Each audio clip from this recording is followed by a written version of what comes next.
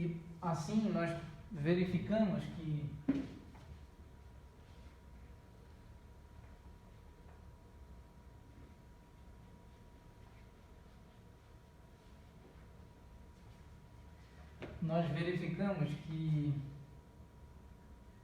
nesse caso, quando a variação de energia interna para esse processo reversível é igual a zero, isso implica que a variação de calor para esse processo reversível é igual à variação de trabalho termodinâmico para esse processo reversível. Muito bem.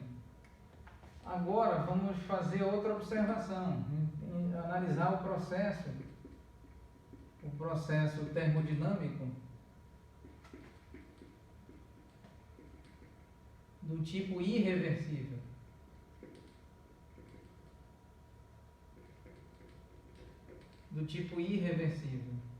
Então, do tipo irreversível, no caso da expansão livre, né, para o caso da expansão livre de um gás ideal, então nós percebemos que a variação de energia, nós percebemos que esse trabalho para esse processo irreversível é igual a zero. Nós percebemos que a variação infinitesimal de energia térmica é igual a zero e, portanto, ΔQ dQ, infinitésimo de calor, é igual a zero. E o infinitésimo de trabalho para esse processo irreversível também é igual a zero, considerando a expansão livre de um gás ideal, conforme estabelecido no início do problema, aqui da análise do caso 1, para paredes adiabáticas, paredes fixas.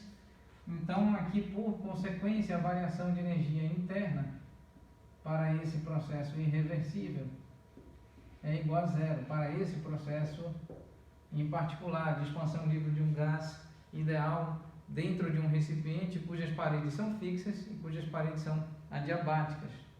Exato e precisamente no caso em questão, no caso em epígrafe, no caso em tela, no caso sob análise, aqui no nosso problema, no caso 1. Então, embora as configurações aqui sejam diferentes, no sentido numérico, nós podemos e devemos usufruir da expressão da variação de entropia para processo termodinâmico reversível, uma vez que, e com base em que fator? Né? Uma vez que a entropia é uma função de estado termodinâmico e, portanto, depende da configuração termodinâmica inicial e da configuração termodinâmica final, não dependendo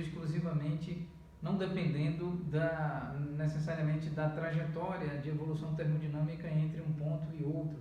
Daí a possibilidade de usufruir da expressão. E nós verificamos que no caso de um recipiente com paredes fixas e paredes adiabáticas para a expansão livre de um gás ideal dentro deste tal recipiente, nós temos sim um aumento de entropia observado, dado como a variação de entropia igual à constante universal dos gases ideais multiplicado pelo logaritmo natural do volume final dividido pelo volume inicial, quando o volume final é maior do que o volume inicial, obviamente, e evidentemente o logaritmo natural de um número maior do que zero de um número maior do que de um número maior do que 1, quando o volume final é maior do que o volume inicial, essa divisão é maior do que 1, e o logaritmo natural de um número maior do que 1 é um valor maior do que zero, e portanto o valor maior do que zero do logaritmo natural multiplicado pela constante universal dos gases ideais gera, então, por consequência, um valor positivo. E se a variação de entropia é positiva, podemos afirmar sem qualquer perda de generalidade que a entropia final é maior do que a entropia inicial. Então, vamos encerrar neste ponto. Retomaremos para tratar de um outro caso, a saber, o caso relacionado à difusão de um gás em outro gás, quando nós temos um gás que,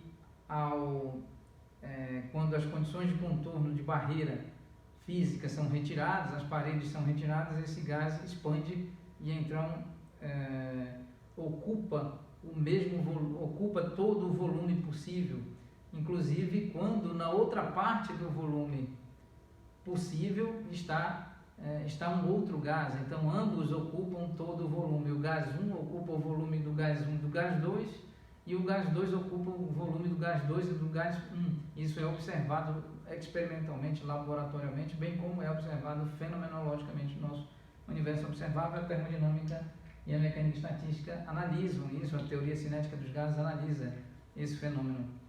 Muito bem, então retomaremos com essa discussão sobre a difusão de um gás em outro gás durante a próxima aula. Muito obrigado a todos.